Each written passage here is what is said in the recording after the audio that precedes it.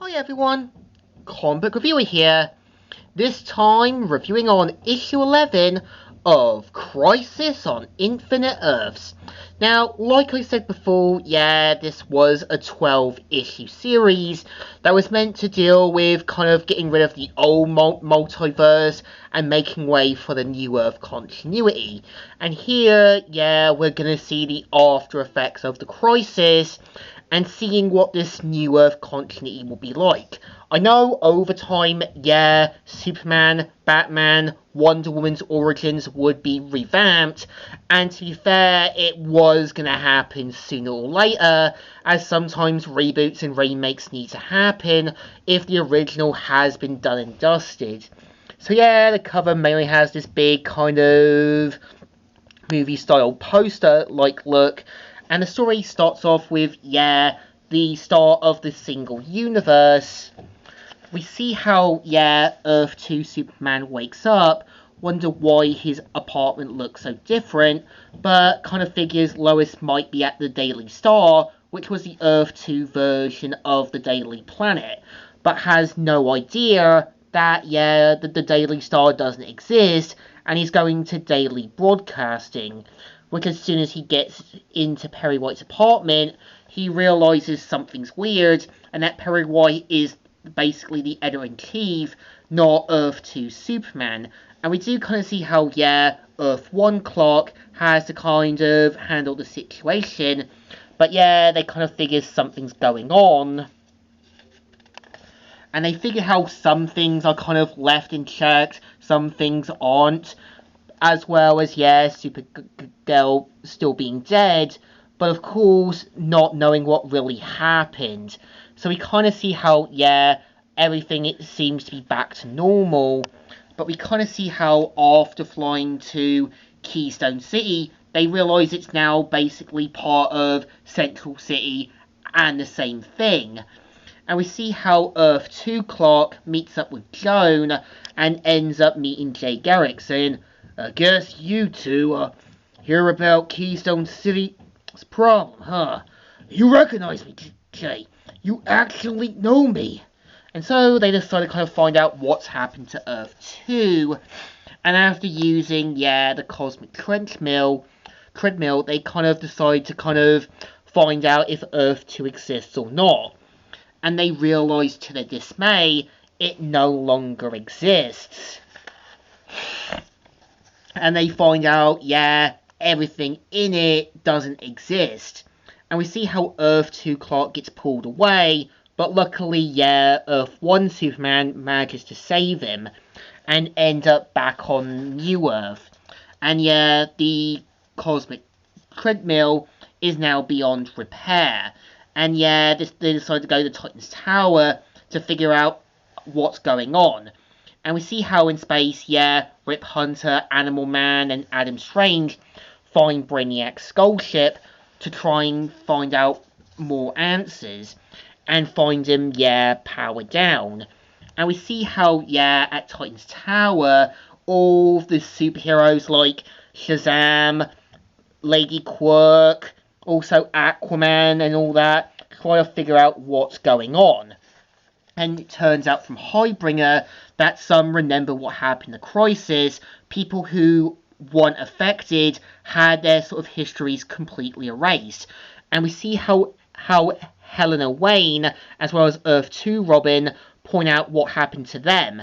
As, everything about their histories have been changed, and they don't exist in this new universe. And, they even find out that Helena's father, who was Bruce Wayne, never existed. So, kind of meaning that they're now revenants of Earth 2, just stranded on New Earth. And they even find out all the histories have been completely altered. Things have now been kind of completely altered from the multiverse. And even on this New Earth, the Freedom Fighters and the Justice Society fighted Poseidon basically World War II. And Germany never won.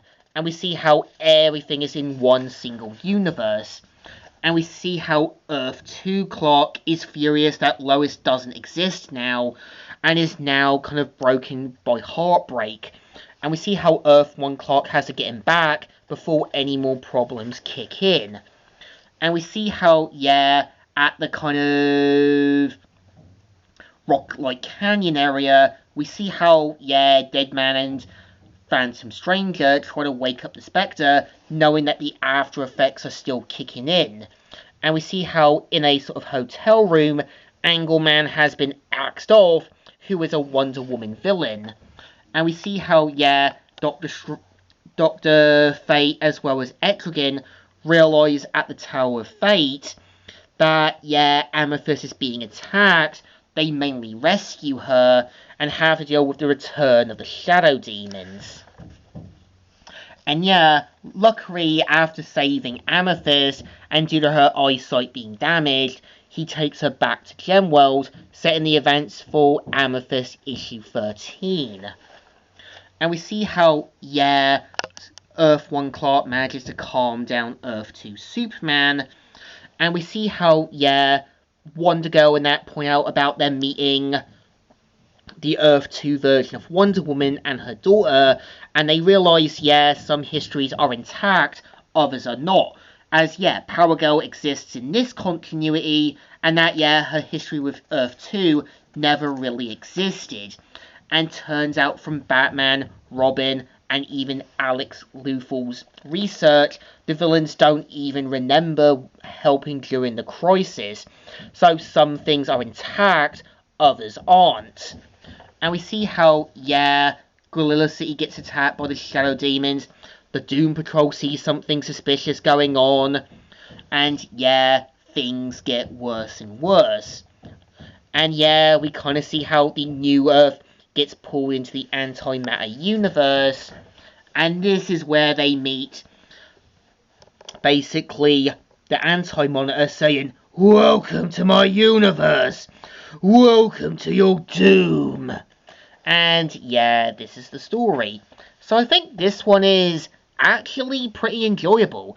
We are going to see a lot more aftermaths from issue 10, and we know that, yeah, eventually a lot of characters' origins had to be revamped, because, yeah, I think after, basically, Crisis on Infinite Earth, it kind of meant some changes had to be made, some for the right reasons, some had to kind of clear the ball to start again. And again, reboots and remakes have to happen to keep some form of new continuity fresh for new readers, new fans, and new people to get into a new series.